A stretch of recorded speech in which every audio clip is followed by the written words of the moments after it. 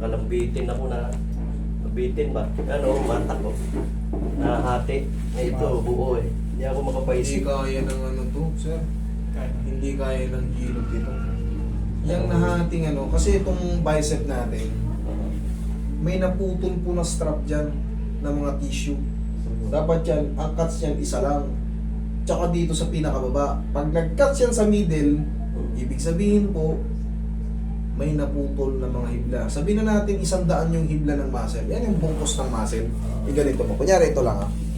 Sabihin natin bungkos ng muscle. Yan, bungkos ng muscle. Mga hibla-hibla yan. Napunitan yan siguro ng mga 10 piraso. Sabihin natin 100 yan, naputulan ng 10 piraso. Makikita mo talaga gagatla yan. Gagatla. Ayan o. Ayan o. Ngayon, ang magiging epekto niyan, syempre, once na punyersa mo siya, hindi na siya ganun kalakas. Tapos, kaya nga ng ano, walang muscle, walang power. Ang mangyayari rito, kusang lilit yan. Kasi hindi mo na siya pwedeng ipuwersa eh. Yun ang pinakamasakit na katotohanan. Ang gagawin natin dito, pumunta kayo sir sa ano, sa ospital.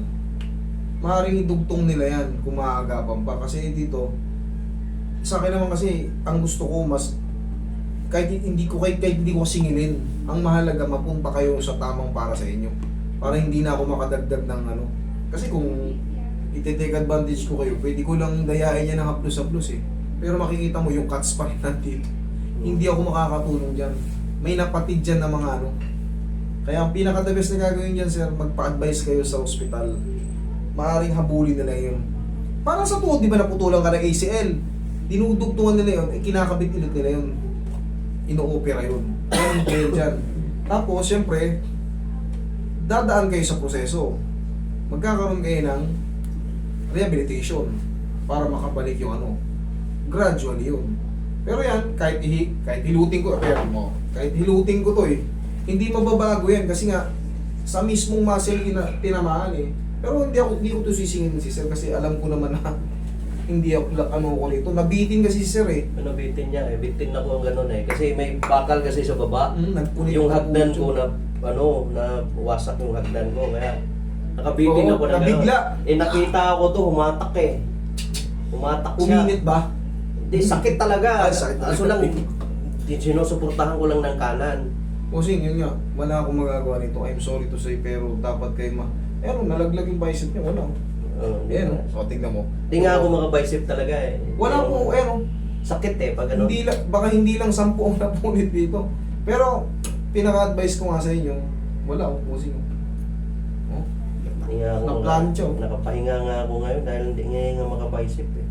Pero dito rin, parang na ano din siya, parang medyo, hindi ko alam, parang lumihis pa. Kasi pag pinihit ko yan, lahat ng edges niyan, yung connection niyan, mamamagayon. Wala akong magagawa dyan.